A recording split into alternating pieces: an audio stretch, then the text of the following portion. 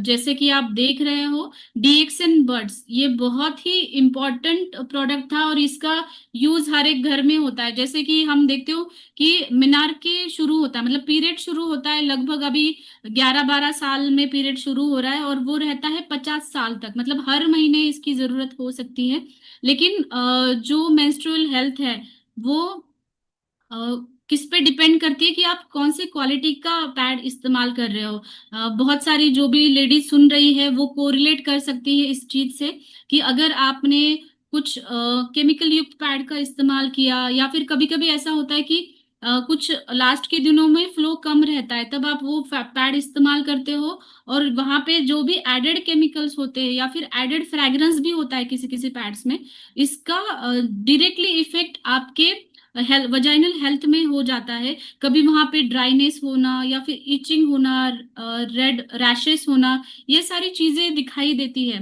बहुत सारे पेशेंट्स मेरे पास ऐसे आते हैं कि वो लास्ट दिनों में जब फ्लो कम होता है उसकी वजह से वो पैड्स का भी इन्फेक्शन उनको हो जाता है। क्योंकि क्या होता है ना, पैड्स ऐसे होने चाहिए कि वहां पे वेंटिलेशन अच्छा होना चाहिए। वहां वो जो मटेरियल बना गया है वो ब्रीदेबल मटेरियल होना चाहिए, मतलब वहां पे जो ब्रीदिंग है वो अच्छे तरीके से होनी चाहिए।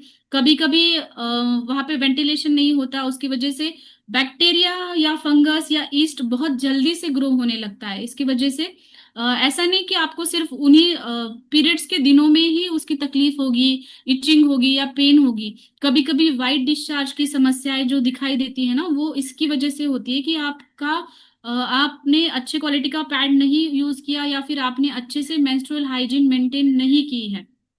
वो भी बहुत इम्पोर्टेंट है। एक तो वो सॉफ्ट होना चाहिए, कभी कभी बहुत ज्यादा इरिटेट होता है, जैसे कि हम देखते हैं कि बच्चों में जस्ट पीरियड स्टार्ट होते हैं उनको पता नहीं चलता कि पैड्स कैसे इस्तेमाल करने हैं, और इसकी वजह से उसकी वजह से उनको ज्यादा तकलीफ होती है कि इचिंग होना, रैशेस होना, ये सारी चीजें उनको दिखाई देती है क्योंकि हार्मफुल केमिकल्स उसके अंदर होते हैं। तो मेन हमारे डीएक्सन बर्ड्स का स्पेशलिटी ये है कि कोई भी हार्मफुल केमिकल्स हमने यूज नहीं किए हैं, कोई भी एडेड फ्रेग्रेंस हमने यूज नहीं किया है, और 7 लेयर प्रोटेक्शन है, मतलब इसका एब्सॉर्प्शन बहुत अच्छा है।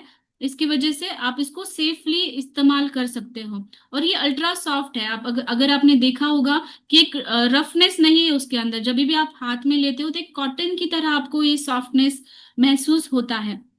तो एक सही पैड्स, सैनिटरी पैड्स यूज करना भी बहुत इम्पोर्टेंट है। मेनली एब्सॉर्प्शन ये 7 लेयर का है, इसीलिए एब्सॉर्प्शन भी अच्छा होगा। ये कंफर्टेबल फिट है, मतलब हमारे पास इसके साइजेस भी अवेलेबल है, एल एक्सएल और डबल एक्सएल। जब भी आपको ज्यादा फ्लो है तो वो उसके अकॉर्डिंग आप यूज कर सकते हो।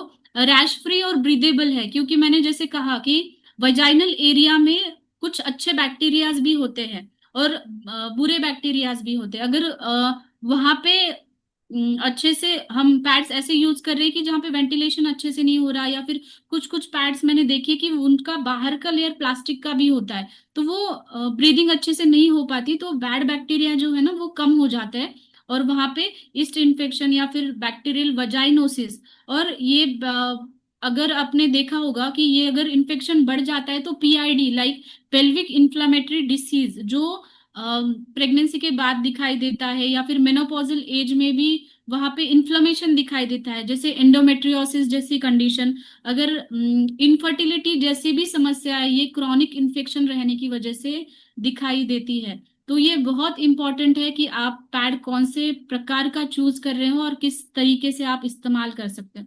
तो ये डिफरेंस क्या बनाता है, हमारे डीएक्सन बर्ड्स में क्या डिफरेंस है कि इसमें एक अनआयन स्ट्रिप्स है जो आपको दिखाई दे रही होगी, बीच में एक ब्लू कलर की स्ट्रिप है पैड के अंदर, जो क्या करती है कि जो खराब ओडर है उसको वो रिड्यूस करने का काम करती है और बैक्टीरियल ग्रोथ जहाँ पे हो रही है वो कम करने का काम करती है। आपने देखा होगा कि अगर ज्यादा ये हो रहा है, ब्लीडिंग हो रहा है, तो कभी कभी वहां पे इचिंग या फिर कभी कभी ग्रेश या फिर ग्रीनिश कलर का वो फ्लो भी दिखाई देता है पैड को। तो इसमें ऐसा कहा जाता है कि वहां पे बैक्टीरिया ग्रो करने के लिए एनवायरमेंट ही ऐसा हो जाता है कि वो बैक्टीरिया ग्रो हो जाते हैं मॉइस्चर की वजह से।